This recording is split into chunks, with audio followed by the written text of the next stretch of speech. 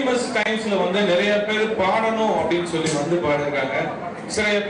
நிறைய பேர் வந்து அவருடைய பாடலை விரும்பி கேட்டிருக்காங்க.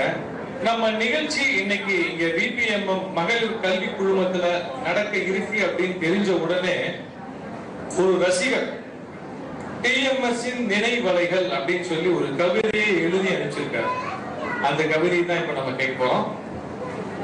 எம்ஜிஆரின் உள்ளத்தை தன் குரலால் உணர்த்தியவர், சிவாஜியின் நடிப்பை தன் குரலால் வெறுமூட்டியவர், கண்ணதாசன் வரிகளையும் வாலியின் வரிகளையும் தன் குரலால் வலிமைப்படுத்தியவர், மருத்துவர் இல்லாமல் பல மனங்களை குணப்படுத்தியவர், பட்டுக்கோட்டையின் வரிகளை தன் குரலால் புரட்சியாக்கியவர், ராமநாதனோடும் மகாதேவனோடும் விஸ்வநாதனோடும் ராமமூர்த்தியோடும் வீதிகளில் உலா வந்தவர், பல விழா கண்டவர், விழாமல் நின்றவர் டிஎம்எஸ். ஜன்னலின் உள்ளே காற்றாய் நுழைந்து எங்கள் இல்லங்களை பதப்படுத்தியவர், உள்ளங்களை வளப்படுத்தியவர் டிஎம்எஸ். எங்கள் இல்லங்களில் குழந்தைகள் கவர்ந்ததை விட உன் குரல் கவர்ந்த காலங்கள் தான் அதிகம்.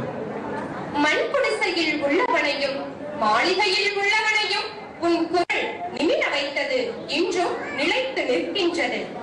உன் குரல் அச்சத்தையே அச்சப்பட வைத்தது, வீரத்திற்கு வெற்றி அளித்தது, பாசத்தை பல்லாக்கில் ஏற்றியது, காதலுக்கு இனிமை சேர்த்தது, தத்துவத்தை முத்தாக்கி மாலையாக போட்டுக் கொண்டது, விஞ்ஞானத்தின் முன்னே உட்கார்ந்த போது விஞ்ஞானத்தை உணர்த்தியது உன் குரல்.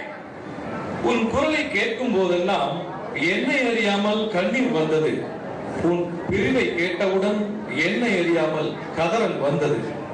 அந்த கோட்டையில் நுழைந்தால் திரும்பாதது உயிர் மட்டும்தான். எங்கள் இல்லத்தை விட்டு விலகாதது உன் குரல் என்றும் தான். கே. சங்கரன், இடையாற்று மங்கலம். ரொம்ப அழகா வந்து டிஎம்எஸ் நினைவலைகள் அப்படின்னு சொல்லி ஒரு கவிதையை அனுப்பிச்சிருக்காரு. அவருக்கும் நன்றி. இந்த ஒரு அழகான நிகழ்ச்சி நமது மதுரை பொதிகை தொலைக்காட்சி நிலையம் மற்றும் ஸ்ரீவில்லிபுத்தூர் கிருஷ்ணன் கோவில் பிபிஎம்எம் மகளிர் கல்வி குழுமங்கள் இணைந்து நடத்தி கொண்டிருக்கக்கூடிய டிஎம்எஸ் டைம்ஸ்